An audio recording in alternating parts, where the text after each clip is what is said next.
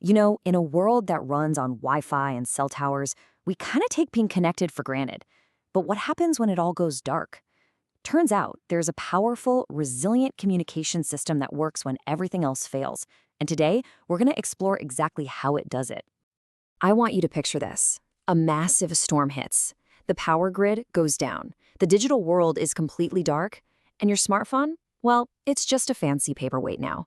How do you get a message out? And more importantly, how do you find out what's happening hundreds or even thousands of kilometers away? To understand the answer, we need to think about radio frequencies in a whole new way. Try to imagine them not as invisible waves, but as a vast, complex highway system, a global transportation network built just for information. And just like any road system, you've got your small local roads for short trips. Think of your FM radio or your home Wi-Fi. But then you have the massive superhighways built to cross entire continents. Today, we're hitting that superhighway.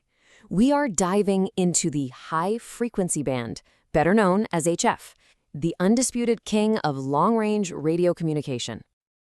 So what is HF really? Well, it's a specific slice of the radio spectrum, from 3 to 30 megahertz. But you don't really need to remember the numbers. The key takeaway is its incredible superpower, communication across hundreds or even thousands of kilometers. We're not just talking about reaching the next town over. We're talking about the ability to connect with someone on the other side of the planet right from your own home with the right equipment. This brings up a pretty big question, right? How is that even possible? How can a radio signal just defy the curvature of the Earth? It's not magic, but it does rely on some seriously cool physics. The secret lies in how the signal travels. Instead of moving in a straight line, it takes a massive leap over the horizon to a location that's impossible to see from the ground. This process is called skywave propagation, or just SKIP for short. And here's how it works in 3 simple steps. First, the signal is transmitted upwards, towards the sky. Second, it hits the ionosphere, an electrically charged layer of our atmosphere, and bounces off it like a giant mirror. And finally, it bounces back down to Earth, landing hundreds or thousands of kilometers away. But just like any highway, the journey on the HF bands isn't always a smooth one. There are some incredible benefits, but there are also some very real challenges to navigate. And this really gets to the core trade-off.